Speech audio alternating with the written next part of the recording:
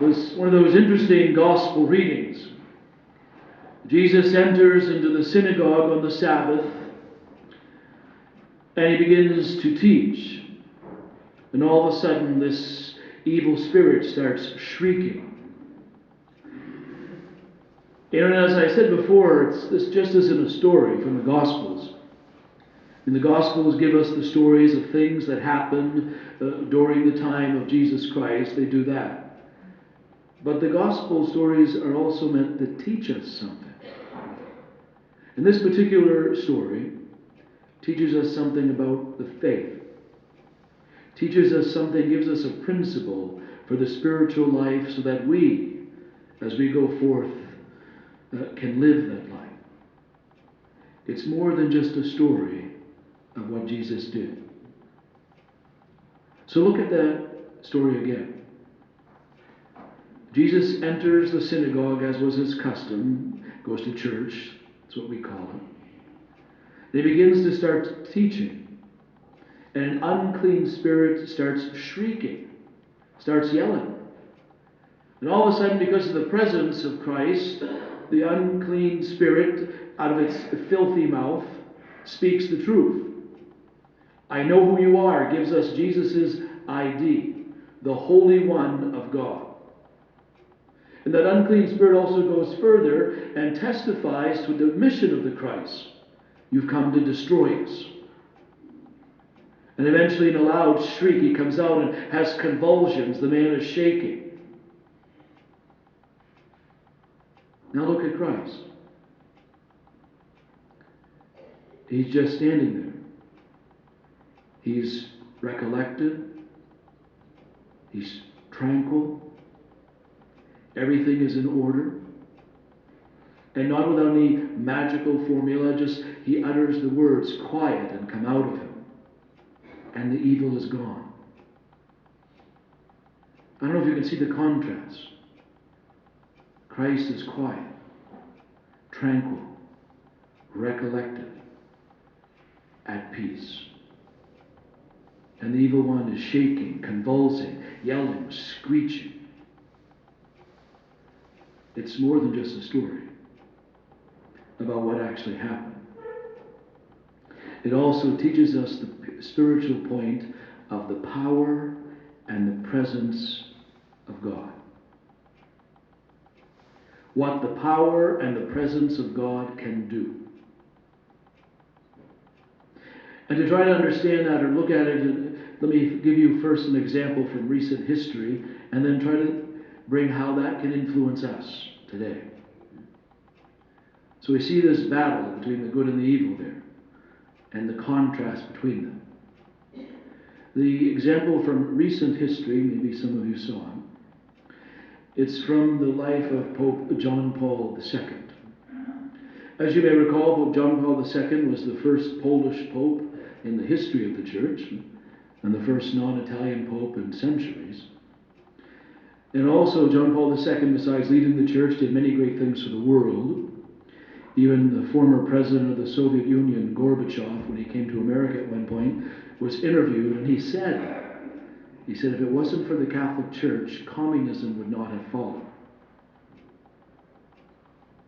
And so the scene that I can recall vividly is, the communism was falling, things were separating, things were falling apart, whether in Poland or Czechoslovakia or Hungary or in the former Soviet Union. And the Pope is on a visit to Poland, his native Poland.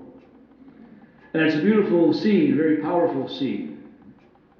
The Pope lies down in his airport, his Alitalia airplane called Shepherd 1. And as he does, he comes off the tarmac, and there are hundreds of thousands of Poles cheering. And the head of the government, the head of the communist government in Poland, General Jaruzelski, is there to meet him. And then there's this beautiful scene. There's the Pope all standing in white, calm, filled with inner peace, very tranquil, recollected and prayerful. And then standing next to him and addressing the whole crowd is the General Jaruzelski. And he's reading from a little piece of paper. And he's shaking. He's trembling. You can see his knees knocking. His voice is all crackling and all messed up. I know by looking at the picture, he probably did something in his pants too, because he was just shaking and horrible. And then next to him was the Pope, calm, quiet and peaceful. And no wonder General Jaruzelski was all shaking and trembling and nervous. Here the Holy Father had that inner serenity. And he came speaking the truth to the communist world. And as you know, the truth will set you free. And because of his life, because of the things that he had done, he came and he won the admiration and the respect, not only of the Polish people, but of the world. And there stood General Jaruzelski. His words were based on lies. And he had only instilled fear and distrust into the Polish people. And you see the contrast? You see, like in the gospel reading,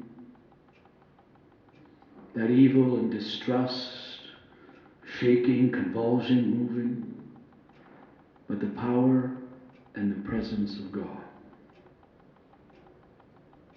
The Holy Father doesn't have an army.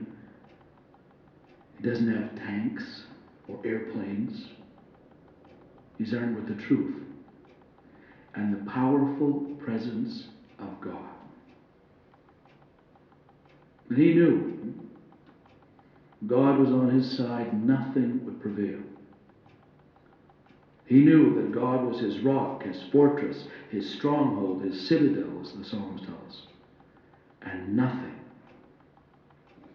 could batter him. The Lord was his shepherd.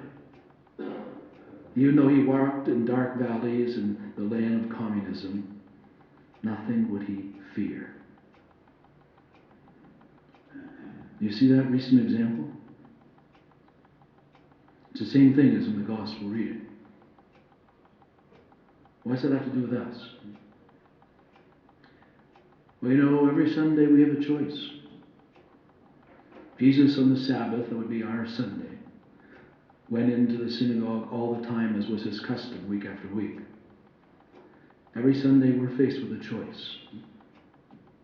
Do we welcome the Lord in church? Do we listen to his word that's read? Do we welcome the power of his presence in the Eucharist? We receive Jesus himself. We can become what we receive. Or like the evil spirit, do we shriek and run away?